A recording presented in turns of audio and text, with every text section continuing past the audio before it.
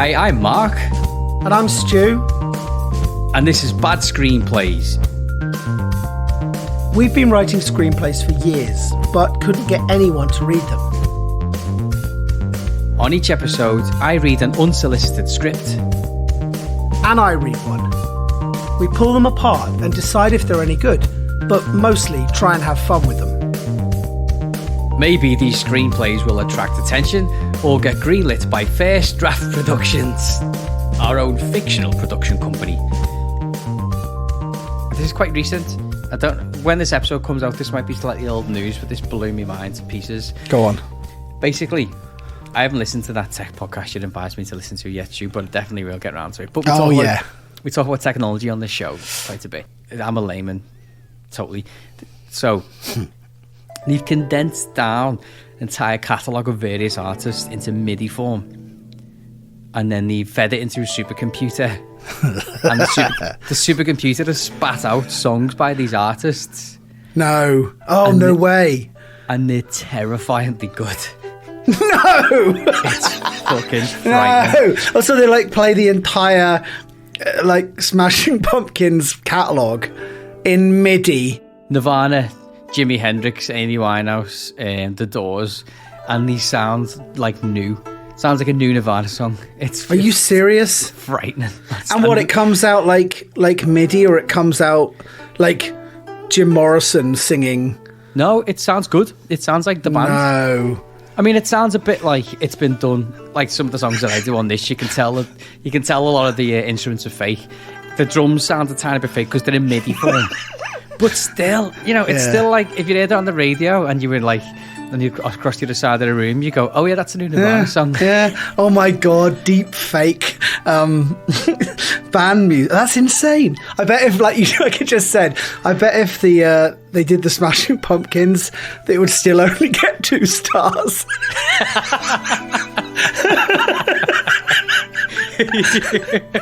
Yeah, they should do while Billy Corgan's still alive, just to piss him off.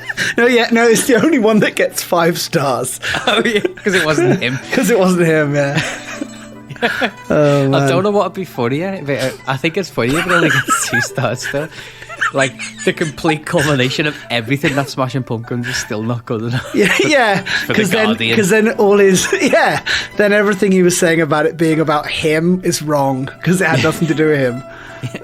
Oh, that's terrifying though. But also great if you really like a band that isn't making music anymore. Yeah, it's like on one hand you go, okay, this is genuinely good, and I found myself singing along like the Nirvana song, like it's an actual song. Wow, it's good. The Jimi Hendrix one again, it's just Jimi Hendrix's like oeuvre and his like pronunciation on his like the fretboard and stuff like that. But part of me thinks, could they just create new music for artists and sell it now? You never get to meet really your, unless you're special, your sort of musical icon. So yeah, if you never met them and you just listened to their music and it came across, how would you know the difference? Yeah, exactly. I saw there's a website as well where you can buy a face. They've done the same thing. I think it was on BBC Click, but you can buy a face of somebody, and it's video, it's moving, and they're not real people. And once you get told they're not real, you go, oh my god, that's insane. Like, you can drag every characteristic about this company will buy one for, this is our head of tech, those websites where they have all those people. Shit, yeah. So you're not actually infringing on any real person, you're just you're buying these faces of bots. So if you did that with a band, had the music made by a computer, oh my god, what's real and what's not? It's hard to differentiate, isn't it? Because I mean, God knows where this will go. Like, because you speak to your bank and then the AI speaks to you and sorts your problem out, and it's quite good as well, isn't it? Yeah. What's not to say you could do like a video call with your bank, but the bank's like some face. Oh my god! You know what? I watched Google do that, and they go. All the woman said was like, "Oh hey Google, book me a hair appointment for next Wednesday. And then behind the scenes, the phone, which they played on the stage, was like, it made the call to the salon. He goes, hello, Snippy Snaps Hair Salon, Chantel speaking. And the bot went, hello, hi, yeah. I'm calling to make an appointment for next Wednesday. And the person had no idea. And she goes, you know what? Hold on, let me go ask the manager. And the computer went, yep. It was mad. Just like a bot of a baby screaming in the background as well. Yeah, baby bot. Right. Whoa. That's mental. It's crazy because, you look at deepfakes and sometimes they're really hard to figure out, and it's making fake music, and people are probably paying money to go and watch fucking a Tupac hologram on a stage playing his new hits, new song. Yeah. California. Yeah. Da-da-da. It's crazy, isn't it? Yeah. I mean, they could probably feed the entire back catalogue of friggin' Biggie Smalls and put a hologram of Biggie Smalls on and go, he's going to play his new song, and people will go and watch that. People will pay $100 to go and see that. They'd sell out a stadium, no doubt. Oh, yeah. Right? Insane. Anyway, looking at the future, Stu. I know. Mental. So, yeah, that's what I've been looking at. Like today, it just blew me mind. I heard the song on the radio, they were talking about it, and I was like, oh my God. Well, the dust settling around me with this house move. I just moved house, as you know, and we talked about it before. Horrible, terrible experience. Just everything, nothing to write home about, but just, it's horrible, isn't it? Boxes and schlepping and bills and gas numbers and all kinds of ugh. What's that? Is that Maslow's pyramid of like contentment or something, where it starts at the bottom and it's like safety, and then there's like somewhere to live, and then you've got like steady income, and then you've got creativity, and then contentment, and like at the very top it's the most advanced one. And if one of them's missing, then your whole life goes upside down. I feel like when you move house, every single one of them is just completely shaken up, and your brain just can't handle it. They've just pulled the bottom half of that pyramid out, yeah, and it's just falling to pieces to the worst. So just getting all that sorted. But I don't know if I mentioned it to you on the podcast. I've done something very grown up and very, I don't know. I don't even know if it's me yet. I'm going to take a golf lesson. Okay. Right? I don't know. Look, I'm with, I think it was Bill Burr that said, like, it's not a real sport unless you have to change your shoes to do it. And you don't have to change your shoes for golf. Look, I've never played before. I've never swung anything, but my buddy said, there's a course near us, and when lockdown, when we can go out and do this stuff. You want to go and play around at golf? I thought, I've never done. You're right. I've never done it. You get to spend the day outdoors walking around. People will throw that stupid Mark Twain quote at you every time you tell them you're playing golf as well. What's that? Like a good walk ruined or something. Like, yeah, it's funny. Never heard that one before. Oh right. Oh, God's sake. Well, look, there's a if you do well, there's a bar at the end of it. Oh yeah. And sun is out, maybe you get a tan. So, it's great. I love it. I've been playing golf for years. It's the best. Have you? I didn't know. Okay, good. All right, good. It's so good. If there's one sport that's even remotely punk rock, despite being quite elitist and anti anything and everything, like a load of punks play golf. You see, like I never even thought of that. Like the Vandals playing golf. Yeah, no effects. Going to do a round of golf and then getting dead drunk after. It's the best. Oh, okay, right, done. So as I've never really picked up a club before, I signed up for this 10 lesson starter pack, right? Okay. 10 lessons, 10 weeks, beginner to, I just want to know the rules so I don't make a fool of myself. I'm not looking to, win any tournaments. I just want to, know what I'm doing. But the guy calls me, he goes, hey, you've signed up for my course. I went, yeah. He goes, what kind of clubs you got? I was like, no, none, no clubs. I haven't got any. He's a beginner, total beginner. He goes, all right, I guess I can bring some extra clubs. And then, fucking hell. I know, he goes, so where are you with your golf?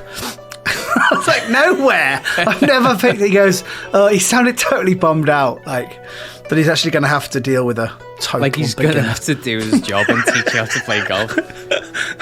So look, I'm sure it'll be fine. I'll get over that. I'll let you know how it goes. But yeah, that's my thing this week. I'm going next week. So. Oh yeah, good stuff. Have you ever been to a driving range? No, never.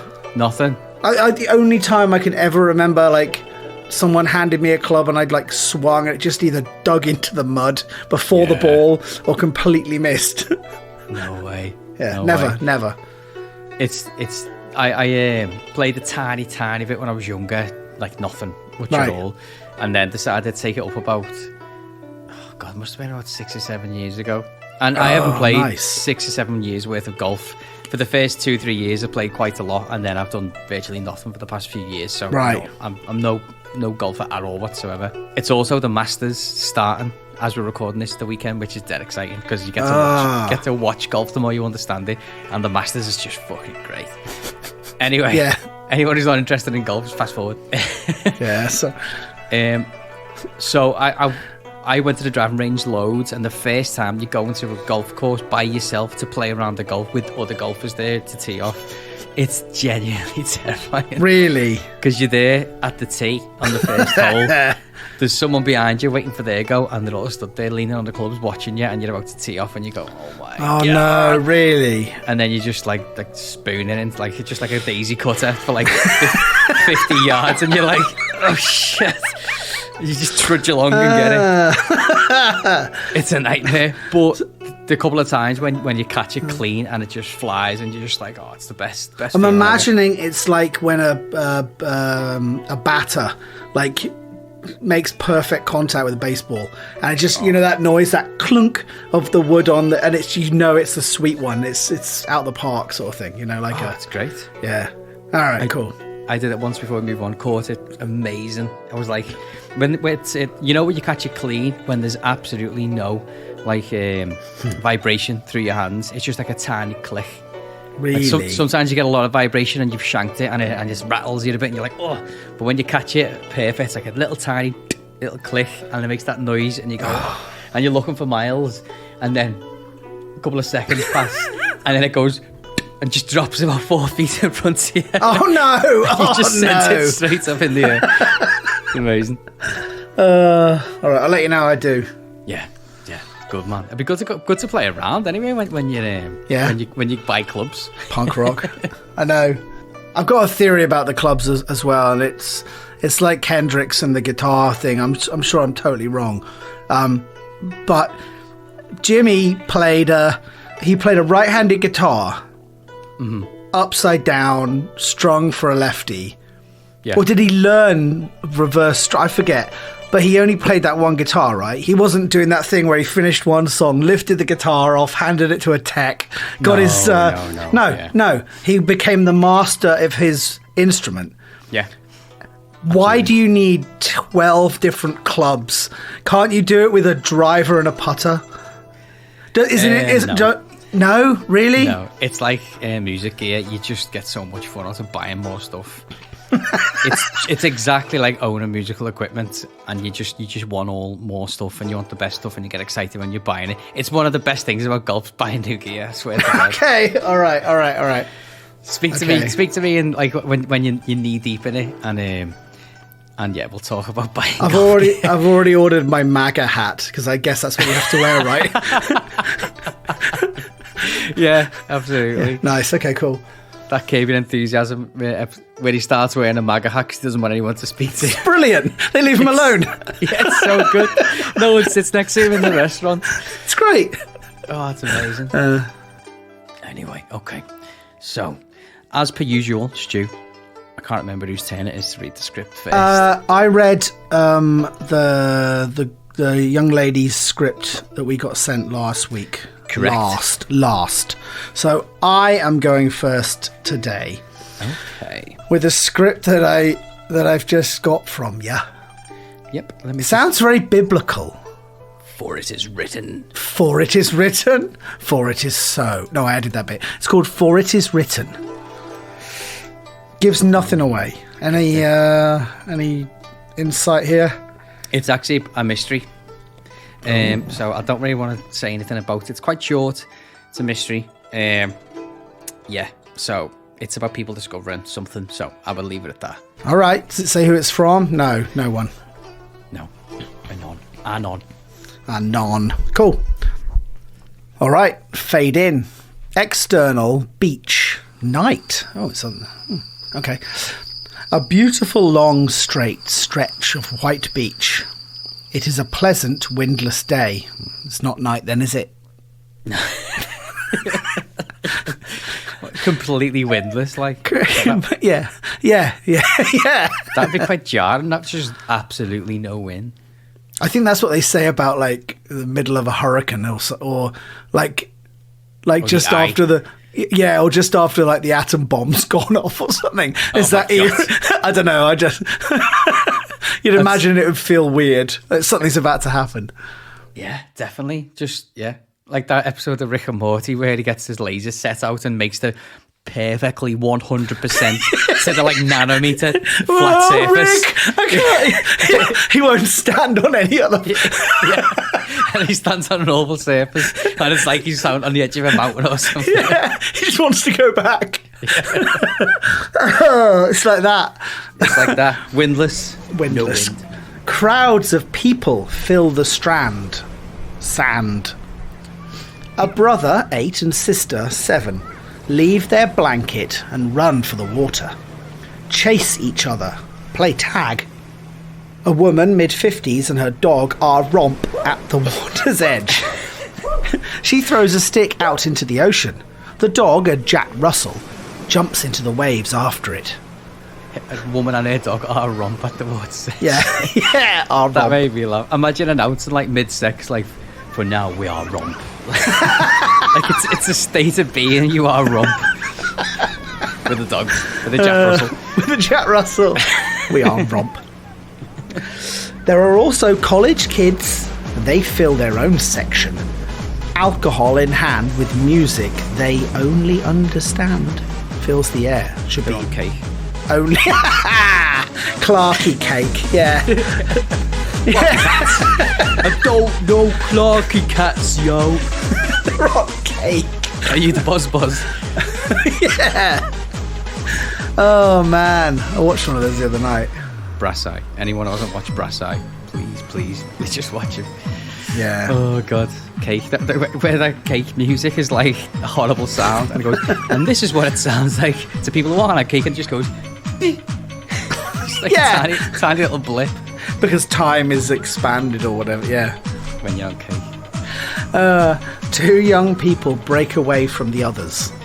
They are Arnold Buckler, 22, average looks, sweet smile, and Taritha Romano, 21, easy on the eye, and all natural.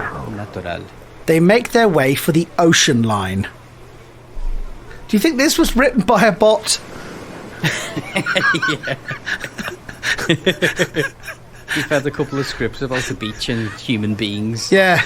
3 seasons of Happy Days into it or something, and yeah. Arnold Buckler. That does sound very like, you know, right.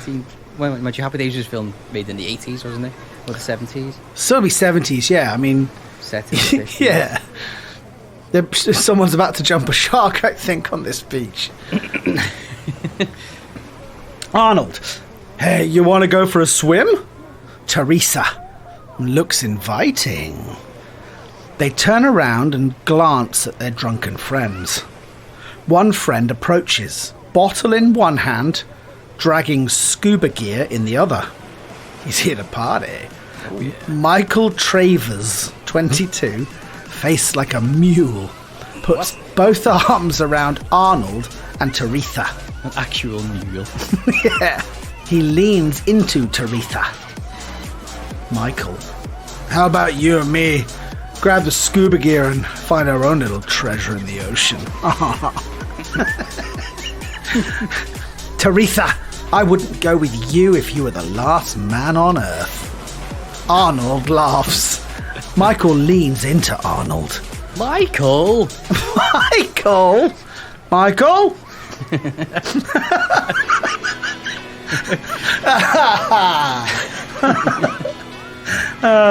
likes American things now. Michael, how about me and you then? Cup of beans. A cup of beans. I'll put a sausage in and all for a scoop of beans out. Arnold, you're not... No, okay, sorry, that was a partridge tangent. Let's go back. Too early. It's too early. Michael, how about me and you then? Arnold, you're not my type. He'll definitely romp with it. Michael is romp with anyone, isn't he? He will make romp, yeah. Oceanside. Have it your way. Here, you go have fun, kids. Remember, I get half of whatever you find. No, you don't. Nah. Michael drops the scuba gear and then saunters back to the crowd, bottle raised, and starts singing with the rest of them. Arnold nods to the scuba gear. Why doesn't he just pick it up?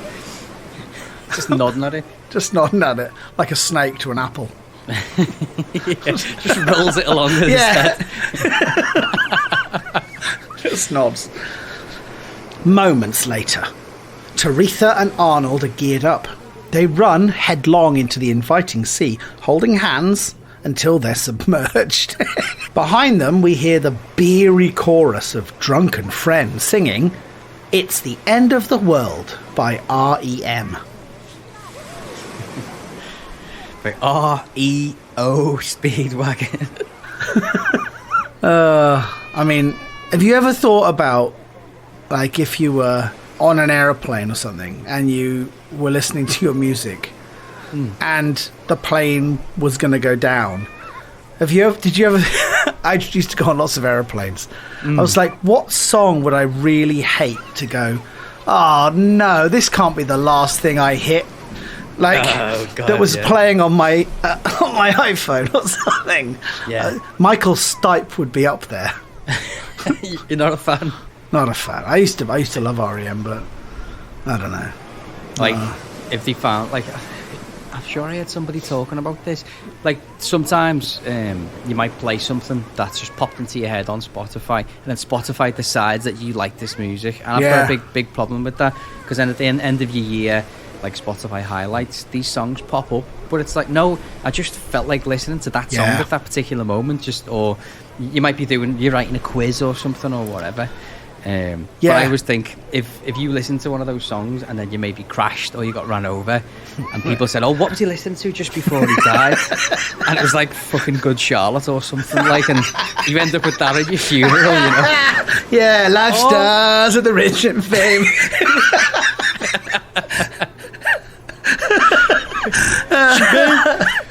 Maybe we should rob them.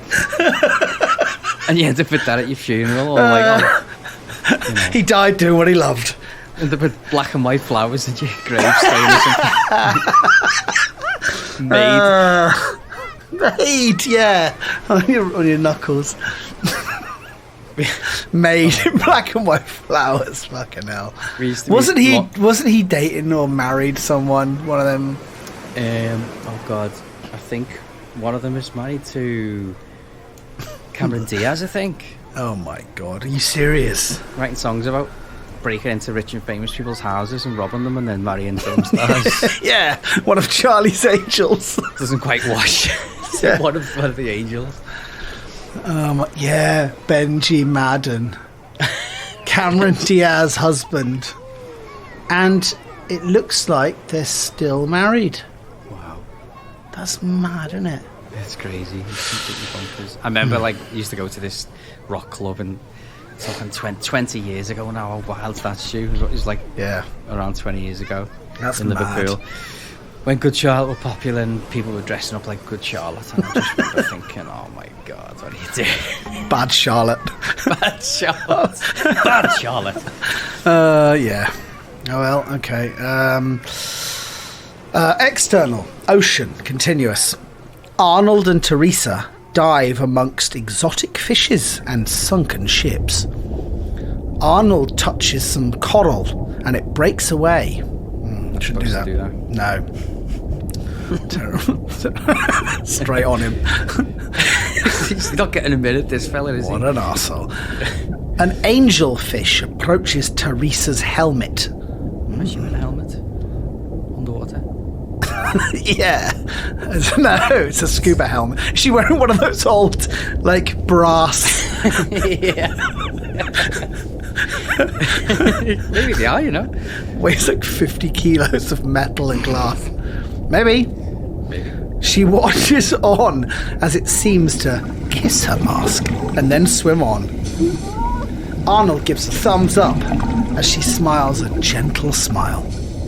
Something catches Arnold's eye. A light protrudes from between rocks. He signals to Teresa. They follow. What does that look like?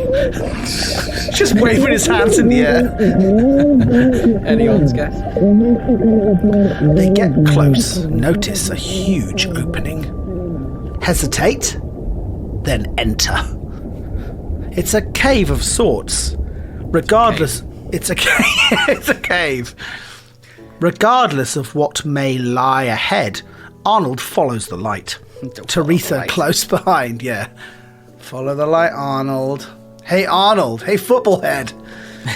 Move it, football head. Oh my god, I watched so much of that. Yeah. What was his mate called? Gerald. Gerald.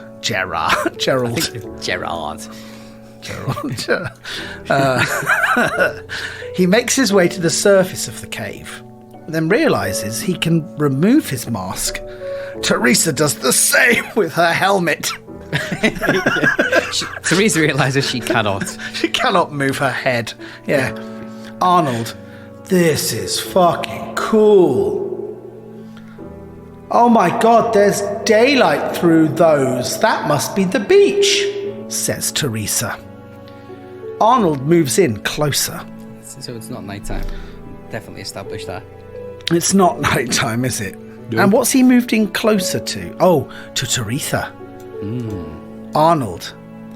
A little alone time? The kiss passionately, and it starts to get heated. Oh, it's heating up. But then the cave goes pitch black. What the fuck? I can't see a thing. Put your mask back on. We're getting out of here. Somebody just doesn't want to see them. Get it on, do they? No. No. No, God, no. Click. This is scary, says Teresa.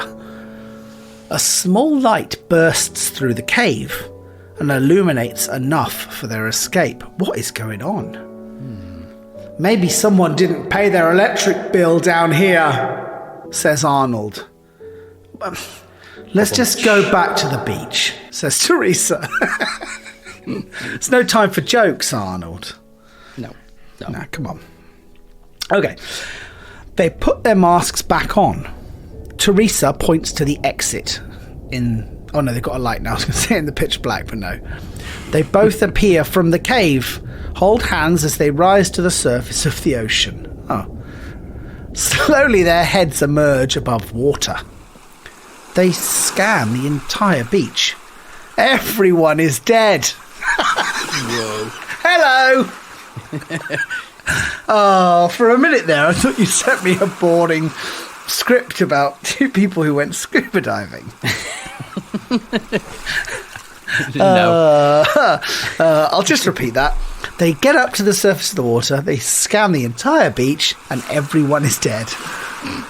Teresa lets out a huge scream. Something knocks into her. It's the Jack Russell. Motionless eyes sunken into its head. Oh, God. What's in the water? Yeah, it's like, you know, when you're in a swimming pool and there's like a massive dead insect and you're trying to like paddle it away, but it just keeps getting closer and you're accidentally paddling it closer. Maybe she's doing that with this Jack Russell that's been romped to death. I was in southern Lebanon in 2000 and whenever they had the war. And there's this town called Tyre, Tyr, I think, Tyre. And we're sitting there working, and it's a summer in the Middle East on the Lebanese coast bordering Israel, and the sky is like the most beautiful blue. There's no clouds, sun's beaten down. I mean, like, it's like unbearably hot, or was it like... Okay? No, Mediterranean hot, nice. Ah, okay, great. And there's this little cove by this hotel, and the water, I have a photo somewhere, the water was this crystal blue that I've never... Like, it was so... Whoa. Stunning. Like, unbelievable. And there's this like horseshoe bed, and we're just so hot. So I say, I'm going to go jump in. I'll be back in a minute. So I go down to the beach and I jump in this water, and I swim out a little, like 10, 20 meters, a bit more, and just sort of treading water, paddling, going, oh my God, this is so good. And then looking down on the water is one thing. In the water, it's because your eye line's now in line with, the waves lapping and everything. Big shit wrapped in toilet paper. Oh no! Coming to like Bob. I was like, oh no! Oh God, no! And I looked to the other side, plastic bag with like wet wipes. I was like, ah! So I managed to get out of there before I had to deal with any of that. But yeah, what a shame. Oh man, just ruined a nice perfect moment. I know, it was gorgeous. Well, I mean, aside from what else was going on, but yeah, I know, terrible, wasn't it? Do you think it'd been dumped from a boat or a ship or something, or what? Nah, man. Why was it there? That's crazy. A friend of mine's a train driver, and he's listened to this podcast a couple of times actually, and he said to me that the British railway network, just in the middle of like the main line, is one of the most unsanitary places you could possibly imagine. No, because they just dump it all on the track. What, out of the train toilets? Straight out of the train. Are you serious? I thought that was a myth. No, he said, and it does happen, and it's so filthy. And they refer to it as the white toilet paper plus the human excretion as bangers and mash.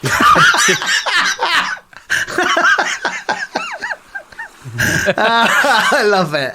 So you had a nice little bangers and mash. You had a banger and a bit of mash coming at you. Oh, that was brilliant. I had no idea about that. Shit. Yeah. Like sometimes you find yourself on a railway track, or I did once or twice when I was a kid, if you were cutting across a field, or if you're going for a walk and you go, oh wow, look, this is good railway. Just don't go there. Oh my God. Not because you might get killed, but because you might catch something. Because it's disgusting. Yeah. Because it's revolting. Oh man, that's mad. They scan the beach, everyone's dead. Arnold grabs her as they make for the beach, removing the gear as they struggle through the waves to get to land. External beach, continuous. Dazed and confused, Taritha holds her hand over her mouth. She can't breathe. Maybe that's why. Bangers and mash.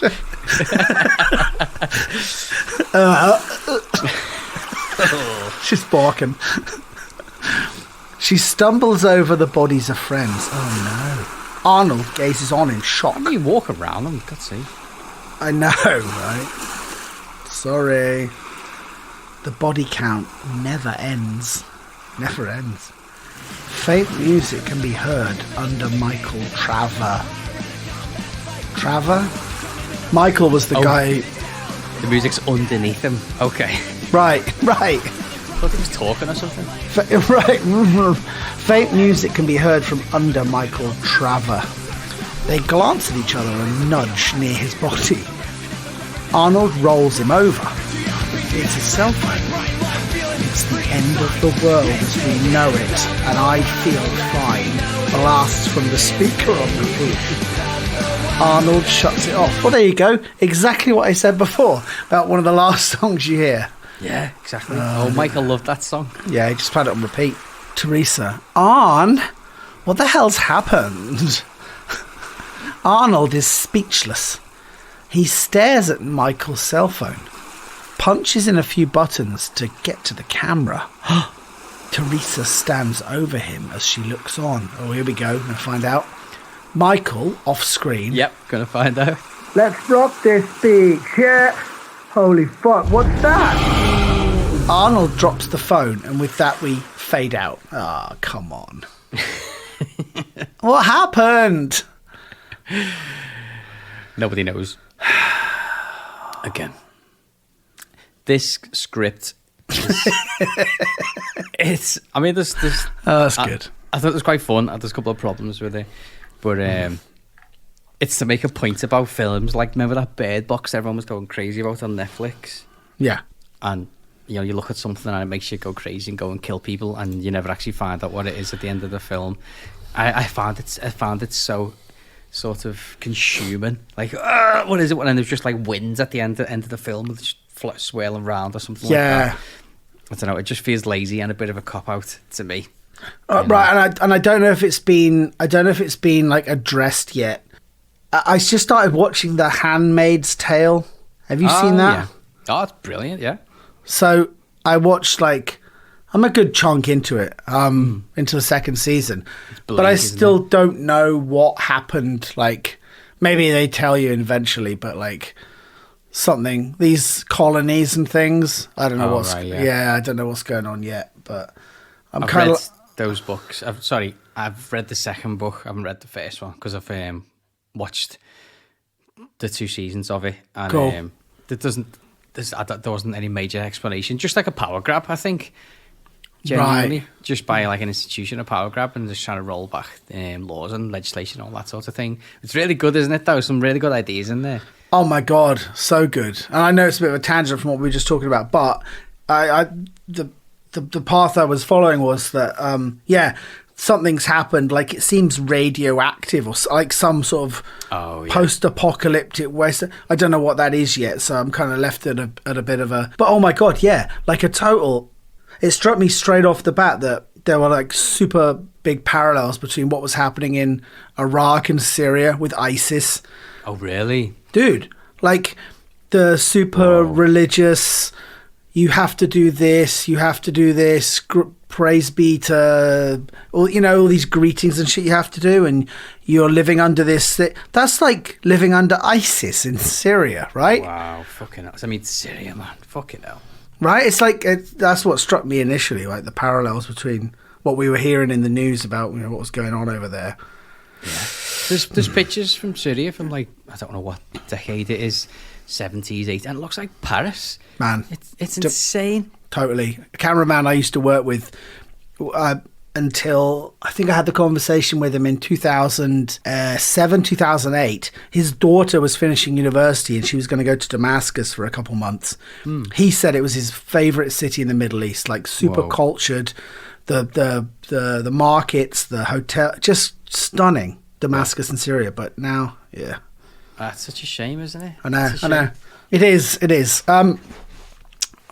Okay, very good. So I thought that was fun. I think there's some issues with it, but I think that thing, I don't know what it is. I'm quite often torn. It's like, do you remember that Radiohead video for the song Just? And no. There was a guy lying on the ground, and people come out and say, "What are you doing?" And he's like, I can't tell you. And there ends up being a crowd of people asking him constantly throughout the duration of the song. And it builds up and builds and builds and builds. And you're like, here we go. Okay, and it's like subtitles throughout the song. I'll tell you. And then if it sort of fades out and fades back in again, and they're all lying on the ground, but you don't know what's happening. I'm torn between thinking, fuck off. Yeah, just tell me, for God's sake.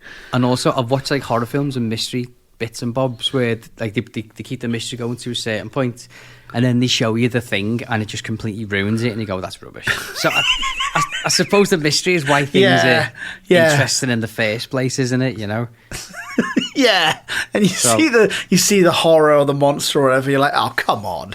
Yeah, there's I think it Insidious. It was quite creepy, and there's a whole thing, and then you see the monster, it looks like fucking Pokemon. Some red thing crawling across the ceiling with a big mad face, and you're like, oh, fuck off. Really? That's it? Come on. It's awful. Oh, God.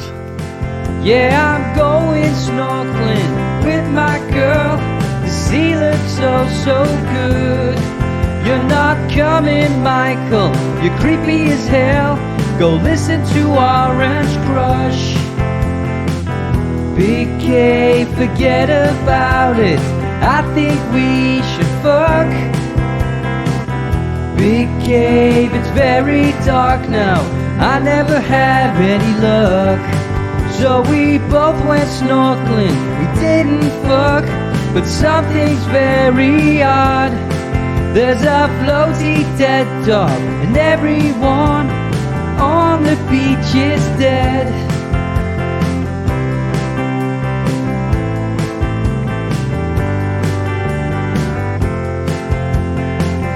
Very good, well done. So that was, what was that, a mystery this week? Yeah, I would say so. Mystery, thriller, about scuba diving genre. So I've picked a genre this week that I don't think we've had before on Bad Screenplays. It's an old-timey western. Okay. Mm-hmm.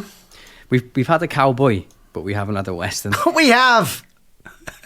Was he like a traditional cowboy, or was he a dragon? No, he was riding. He was riding in a jet on a jet bike or something, wasn't he? With a metal arm. With a mech arm, yeah.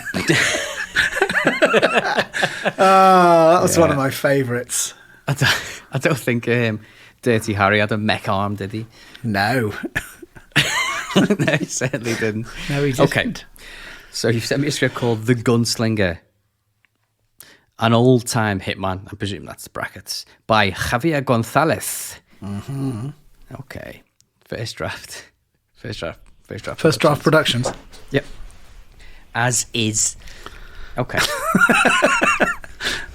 External desert day. Nothing. There is only desert. Maybe a wooden fence. But nothing. But nothing. Runs along the side of there's an unpaved road. There's a road and a fence, sure, but apart from that, nothing. Apart from that, nothing. A man runs into frame. He is frantic, afraid of something. He falls, quickly gets back up, continues to run, slapstick. Yeah. It's like the beginning of Kingpin, where like the younger version, like he's running as like the opening montage. He trips over a fence and lands on his face. Like that's a film. Within 2 seconds, you're pissing yourself laughing. Yeah. So here we go, bit of slapstick to get things going. Right? Then the gunslinger walks into frame. A tall man wearing a black trench coat and fedora hat. He's a cybergoth cowboy. He slowly follows the man. Cybergoth? Has he got like rubber spikes on his shoes? Those big New Rock platform shoes. Yeah, like 6-inch flat platforms. Yeah. He's got like 20 belts running around his chest. And he's holding 2 bottles of Wicked Blue. Like those Matrix t-shirts with the battery. Yeah. The man continues to run. Gunslinger is very close behind. Puts his hand on his holster. Does not pull revolver out. The man again trips, falls on face, stumbles to his feet, turns around and click, a revolver in the man's face. Gunslinger, you've been a bad boy, sir. Now what do you reckon I'm gonna do with this here shooting iron? Shooting iron? Shooting iron. He's gonna iron his clothes with steam. Shooting steam. Yeah, squirts water on him. The man is too frightened to speak. He only mumbles. Gunslinger chuckles. I was hired to kill you, you know. That's why I'm chasing you with this here shooting iron. He said it again. I'm gonna blow you. I'm gonna steam your brains out. This here shooting iron. Because that's just what I do. Steam brains. He's gonna do like shoe my brains. He puts his finger on the trigger. Man, no, wait, please, don't do this. I'll change, I promise. Gunslinger moves his gun from the man's face. Says nothing for a beat. He thinks, I don't believe you. And you know why? People don't change. Only times do. Only times do. Doesn't make sense. No. He points the gun back at the man's face. The man But I'm just a normal bartender. The gun explodes. What? Bullets hit the man in the face. Dies instantly. What? Just shot him in the face. The gun exploded. You shot Marvin in the face. You shot Marvin. What's going on? There was zero build up, and anyway. Yeah. Hey, I'm just a normal bud. Blam. Bang bang. Okay. Gunslinger holsters the revolver and walks off. Okay, so this guy's he's a bad dude. Internal Western Saloon day. The saloon is full. Card players play their games. Saloon gals serve dances and deliver drinks. Maybe it should be serve drinks and deliver dances. Yeah, right. Maybe. I don't know. The bartender fills up a few glasses. The front door splits open. Gunslinger enters. Walks to the countertop. Bartender, cleaning glasses. Looks at him. What's that guy called on Deadwood with the dead weird voice? What? Lovejoy? No. He talks like, "What do you want? 'Cause all I got is whiskey." That's right. He's like a Lovejoy's punch bag, isn't he? Yeah. Anyway. Bartender. What do you want? 'Cause all I got is whiskey. Gunslinger. You got any gin? He's just told him he's only got whiskey. What Bartender. the fuck's gin? So, Now what's that? I don't know anything about your shitty slicker drinks. I just got whiskey. Gunslinger. Okay, well, I guess I'll just have your head. He's only got whiskey. Yeah, just take a whiskey. You don't need to shoot anyone else in the head. Yeah. The bartender is shocked, looks up at the gunslinger, then reaches for his own gun. The gunslinger is much quicker. In a split second, his gun is out. The bartender's face explodes. Hey!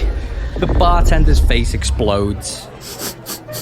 Just putting that out there. falls to the floor dead. Well, you will if your face just exploded. Oh my god. The card players quickly react. Each one grabs their own weapon. Aim, but do not get the chance to shoot. Gunslinger quickly spins around. Bang, bang, bang. Kills each one of them. 2 with 1 bullet. Whoa. Okay. He really wanted Jing. You want a Jing? You need to Google Jing. Don't know what it is. Is it like code for a... like a lower search engine. Jing tea. You want a cup of tea? Where's finest green tea? Chinese Jing wine. What? Jing drink. I don't know. Jing wine. Healthy way to enjoy while maintaining a healthy life concept. Right, yeah. So this guy wants to maintain Chinese Jing wine to detox. Yeah, but he's happy to explode faces. Yeah, and steam people's faces off. Okay. External saloon day.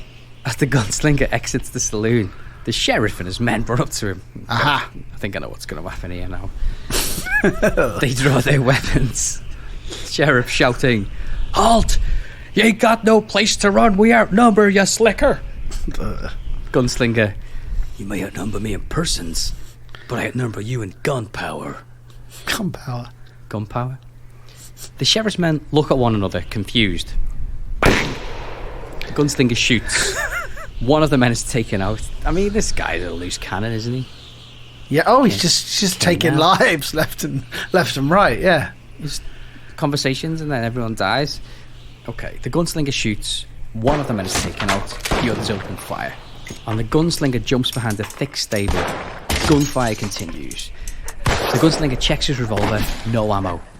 I thought he was outnumbering them in gunpowder. That's what I thought, yeah. He's definitely not. Looks over at his horse, spots rifle, waits for the sheriff and men to run out of ammo. The gunfire stops. The sheriff and his men quickly start to reload. Gunslinger jumps out from behind the stable, grabs his rifle, and shoots down all of the sheriff's men. Whoa. He was a man of his word. He was. Only the sheriff is left alive. No more ammo in the rifle. Sheriff, we're both out of ammo in our iron. Why don't we settle this like real men? Hands only? Gunslinger, hands only, huh? All right, hands only. Man to man. Let's do that. It's like, remember GoldenEye years ago in the N64? Yeah. Where you play for hours and hours and hours with your mate. And then you go, okay, let's just do slaps only. And you just run each other and just slap each other. Yes, that's right. Pulling the trigger. And then that the noise it makes when you get hit was like... I constantly slapping someone. That's right. Oh my God. I haven't thought about that in years. And you watch the energy trick going down, and then one of you just pull a gun out and shoot the other one.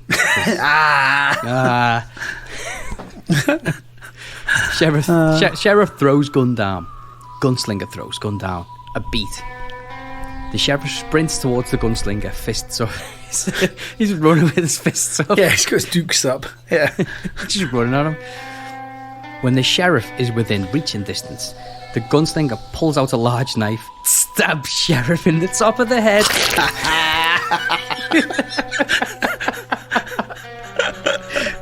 Oh my God. Just picture the sheriff sprinting at him, terrified, fists in the air. Yeah.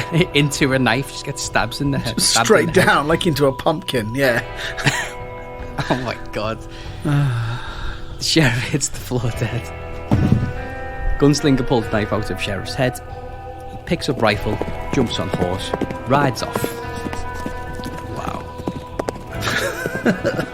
Yeah. It's just a trail of destruction behind this guy, isn't there? I know. External second salute. Oh no. Oh, yeah, it doesn't stop yet. Day. The gunslinger rides up on horseback, jumps off horse, ties his steed up. A drunk sees the gunslinger doing this and whistles. Drunk. One beauty of a horse. The gunslinger ignores the drunk, walks into the saloon. I'm surprised he didn't stab his face off or something. Yeah, beat his head in with the butt of his rifle. Yeah, just because that's what he does. Yeah. So one person managed to get away. Internal second saloon day. The gunslinger walks up to the bartender. Does not say a word. Bartender smiles at him. Hey, just so I'm picturing this right, if First Draft Productions was to pick this up, Yeah. if we are going to green light it, who's your gunslinger? Who's your gunslinger? Like a steely, sort of callous sort of dude. Like I really don't like Sean Penn as an actor. I think he's dead overrated.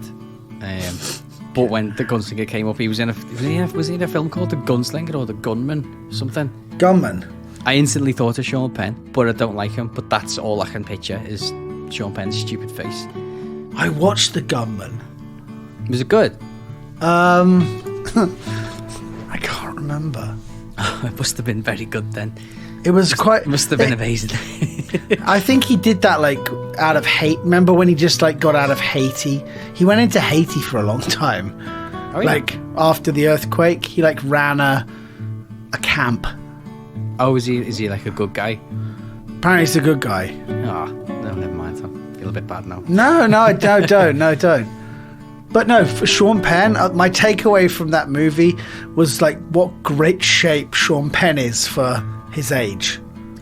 Oh, yeah? Oh, really? Oh my God.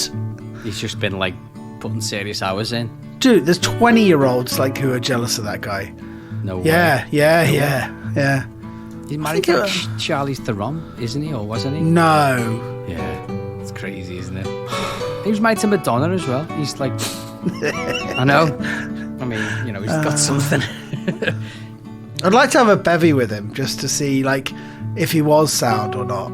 I get the impression he's ultra deep, pretentious Hollywood. That's what I think. You know that Orlando Bloom, like, daily routine thing that popped up recently? The Mark Wahlberg one? Yeah. 8.5 seconds to contemplate life while I look at fruit and... Oh, Did you see like that Cockney EastEnder reading out Orlando Bloom's... No. No. Oh, God. I need to see this now. Yeah, I like to earn my breakfast, so I'll just have some green powders that I mix with brain octane oil, a collagen powder for my hair and nails, of course, and some protein. And then I'll go for a hike whilst I listen to Nirvana or Stone Temple Pilots or something. And by 9 a.m. it's breakfast, which is usually porridge, a little hazelnut milk, cinnamon, vanilla paste, hazelnuts, goji berries, a vegan protein powder, and a cup of PG Tips, of course. I'm 90% plant-based, so I'll eat, a good piece of red meat once a month or something, Sometimes I look at a cow, and I just think that's the most beautiful thing ever, You think Sean Penn's like that? Yeah, I do. Like Chris Martin, he just disappears up his own arsehole. Oh my God. Like these people who live in And LA Gwyneth Paltrow, fucking hell. Yeah, just like it was mutual uncoupling, you split up. I know. Yeah. All that stuff where you're in a sheltered world for a couple of decades and then reality doesn't exist outside there. I get the impression Sean Penn's one of those guys. I could be totally wrong if he's going to Haiti and, helping people out and doing stuff like that. But that's my impression of the guy. Yeah. I could be wrong. This is based on nothing, by the way. Me just being dead judgmental on him. But anyway. Oh, God. I'm allowed to do that. Okay. It's your prerogative. The gunslinger walks up to the bartender, does not say a word. The bartender smiles at him. Bartender, ask no ads. Ask no ads. Oh. Gunslinger, I ain't here for no favor. I did your damn job. Bartender, Oh. hey, don't be airing lung in my saloon. And if you're finished with your job, well, then I'll gladly pay you. Money's in the bag. Go along in, I'll meet up with you. Gunslinger stares down the bartender, then stabs his face off. No. Bang, Bang, bang. Gunslinger stares down the bartender, then walks into the back. Internal saloon, backroom day. The back room is nice. There's a sofa, private bar in the corner, and a record player. Oh, yeah. Gunslinger sits on the sofa. He takes off his hat and coat. As he does, sets them aside. A beat later, the bartender enters. Bartender, your money's over there. He walks behind the private bar, pulls out a bag, tosses into the gunslinger's lap. He opens the bag, pours the money onto the table in front of him, starts to count the money. Meanwhile, the bartender makes a drink. Care for a drink? Why not? My job is done. I can celebrate. Yeah. The bartender, I'm doing a bit of a Seagal voice. Maybe he's a Seagal cowboy. You're doing a Clint Eastwood, I think. Am I? A little bit. Doing a generic sort of... Dirty Harry. Yeah. Yeah. You just slip into these stupid tropes, don't you? The bartender finishes making the second drink, brings it to the gunslinger. Bartender, do you know why I hired you, a man from the city? Gunslinger, wasn't because I was cheaper, that's for sure. Gunslinger raises the glass to his mouth. He notices something inside it. This bag is a mash. Oh. Gunslinger. This isn't... Sorry, Gunslinger doesn't talk like that. Gunslinger. This isn't all the money, is it? Bartender. Let me finish what I was... I hired you because I needed someone from out of town.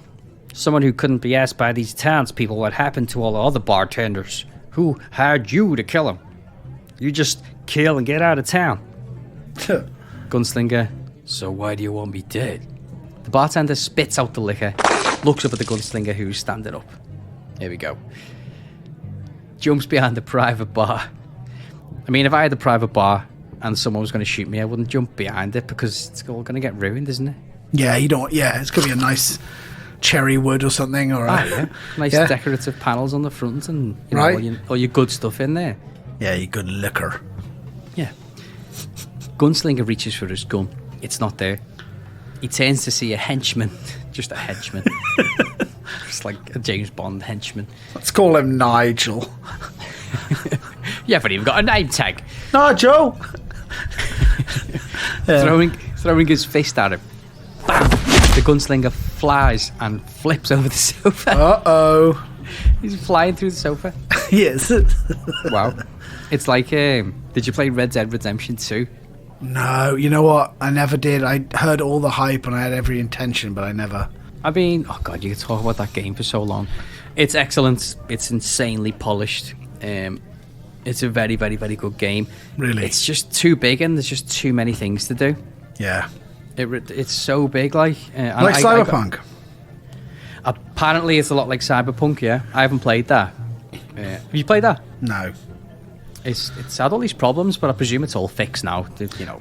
That's what I think. I think they've patched the shit out of it, and it should be good. Maybe I will. Yeah, it had all this stuff surrounding it. It's like this total bomb, but it was still the biggest seller game of last year, and sold millions and millions of copies. And they're going to fix it, so you know. Right. But Red Dead Redemption 2. There's just so much to do. It was insane how much they crammed into that game. But one of the good things, like if you like me, I like to YouTube funny glitches from any massive game like that, because you stumbled across a few and you go, "There's got to be more of these." Yeah. And one of them was similar to that, where like you just like bump into someone and they just fly up into the sky or something like that. Still walking, like in one spot. Yeah. Just walking into a corner with that like slow walk. Right. Or like your horse, you'll jump off your horse and it'll just lie down and go on fire or something like that. It's great. Okay. So this guy's just glitched out into the wall. The henchman picks the gunslinger back up and raises his fist. The gunslinger quickly acts, grabbing a glass of liquor, smash. He breaks it over the henchman's head. The henchman's head starts to bleed. His skin starts to melt away. What? Is it glitching or is it acid in the glass? Glass of acid? That's a nice glass of acid. Oh my god. The glass would melt. They haven't got the special polymer plastic to withhold acid back in these days, have they, surely? What, the one Walter White suggested they used to... Yeah, him and Jesse. Yeah, I got all my scientific knowledge from fiction. Yeah. Surely that doesn't exist. Oh. Yeah. Oh, yeah. Angel on. Gunpowder pellets falling on the floor. I think it might be Angle. Oh. Unless it's some special power, it's Angel on, and he turns into like... Angel. The bartender reaches for his rifle. He shoots it at the gunslinger, hits him in the shoulder. Gunslinger screams. I just imagine a dead high-pitched female scream. Oh my god, oh my god, oh my god. Like a cartoon scream. Bartender, don't move, because I'll use this shooting iron to blow off their handsome face, to steam off their handsome face of yours. Gunslinger does not move a beat. The gunslinger quickly grabs his knife, throws it at the bartender. The knife stabs the bartender in the gut. That's a good sound. Nice. You not only are you good at comping in sound effects, you're good at producing them for you. I'm going to do all the sound effects live this week. Oh man, that would be quite fun actually. The second henchman runs in, sees the mess, and he just runs out. Yeah. Now, runs towards the gunslinger. The gunslinger, just like, oh, sorry, wrong door. Yeah. Nope. Nope. I'm going home. The gunslinger grabs the man. The henchman's hand presses against the gunslinger's shot-up shoulder. The gunslinger screams. Then he spins around. This calls for the henchman to fly at the bartender. Just across the room. He's glitching out now too. Yeah. The henchman crashes into the bartender. The knife is pushed farther into the bartender's gut. The bartender falls dead. Oh. As the gunslinger kneels down on the ground, the henchman gets up. The gunslinger spots his gun under the sofa, quickly reaches for it. Henchman gets closer to him, and bang! The henchman's head explodes. Hey! Fucking hell. Blood flies everywhere. This is so gory. Yeah. Not just bullet holes, it's explosions. I know, right? The gunslinger gets up, rips a curtain off the wall from behind a private bar, and wraps it around his bloody shoulder. Bloody shoulder. Bloody shoulder. His ruddy, bloody shoulder. He walks out. Internal second salute day. Drinkers watch as the gunslinger steps out. Gunslinger to drinkers. People don't change. Only times do. Keep that in mind. It doesn't make sense. It still doesn't make sense. Doesn't make Even after you've killed all those people. Killed everyone.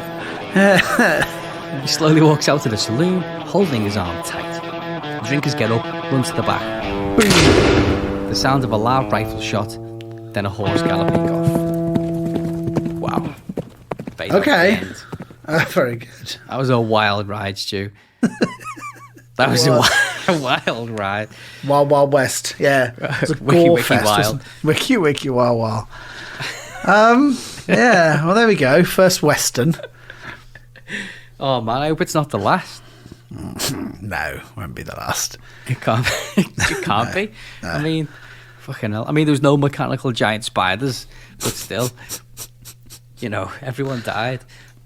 Right? That was fun. I liked was it. Completely batshit. It made no sense. It had no purpose. It had no Nope. setup, no nothing. But it was loads of fun, and I would just quite like to see it on screen. Yeah, double cross, triple cross, and then, mopping up. Get the Quad loose ends. cross. Quad cross. Very good. Very good. Well read. That was excellent fun, Stu. I enjoyed that. Mucho. Getting off of my horse and I've been doing just fine. There's some random peeps, I'm gonna stab them all. It started out with a kill, how did it end up like this? It was only a kill, Now I'm shooting some men and they're shooting me back. The sheriff's off his horse, I'm stabbing in his head. Now the sheriff is sick, he's looking pretty dead. I guess that's how you feel when a knife sticks out your head.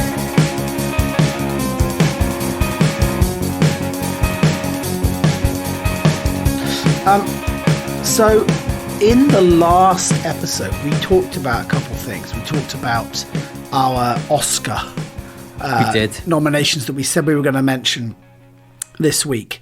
And I've had a good look through the list. Have you managed to put a little short list together? I have. I think we need to thrash it out together. I've got about 5 or 6. I think we should whittle it down to a list of 4 or 5 between the two of us. Cool. This episode today that we're currently talking on is going to be out on the 16th of April. Obviously, it's no secret that as me and Stu were talking, it's not the 16th of April. The Oscars is on the 26th, sorry. At 1 a.m. our time, so it's the 25th in Los Angeles, right? Absolutely right. So it's the 16th when this episode comes out. I think before this episode comes out, me and Stu, I reckon we will have put online on Reddit, Twitter, and everywhere else our shortlist. So by the time this episode comes out, I would expect people to have already started to vote. And then if the Oscars is on the 25th, we'll have another episode on the 23rd. And do you think we announce the winner on the 23rd, Stu, or the week after the Oscars is finished? What do you think? Well, we should have an opportunity to talk about what happened, right? The winners, the losers, the rest of it. So Okay, so let's announce the winner of Bad Screenplays Best Screenplay on Friday the 30th. there you go. That gives a little bit of time to sort things out. And the winner will be contacted and you will be sent a trophy. The first inaugural Bad Screenplays Best Screenplay. And you'll hold that title for a whole 12 months. So in the interest of finding a funny trophy, I googled worst trophies, Yes, you did. and there's one that came up. I don't think it was intentionally meant to be the worst trophy. It was for wrestling, but it didn't look like the two guys were wrestling. Looked like they were having they looked like they were romp with each other. Maybe we'll try and get hold of that one. Send that out. You should get hold of that one. shouldn't we? So you guys having a great time. Real good treat. I mean, they look like they were enjoying themselves, so Sure. So we will put together our shortlist. Unfortunately, we will probably stop looking for scripts as of these two that we're reading out here now. Yeah, but you know what? If you manage to get your scripts in beforehand and they're on the list, good for you. Well done. If not, keep sending them in. There's another Oscars next year, and there'll be another Bad Screenplays Best Script of 2022. And all scripts from now till then will be considered. So please do send them in. Please keep sending them. We love reading them. Really do. There's so many fantastic scripts that are like 50, 60, over 100 pages long. And they're fantastic. And some of them are batshit and some of them are hilarious. I know. But it's an hour-long episode.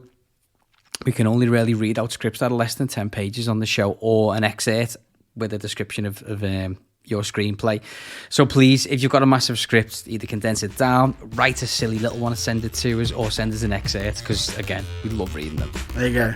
Cool. So until next time. Until next time. Happy golfing. Yes. I'm looking forward to the day we get to play golf together. Shoot up the boss. I know, right? Amazing. Oh my God, it'll be so good. All right, cool. Have a good week. Speak to you next time. Take care. Bye. Bye.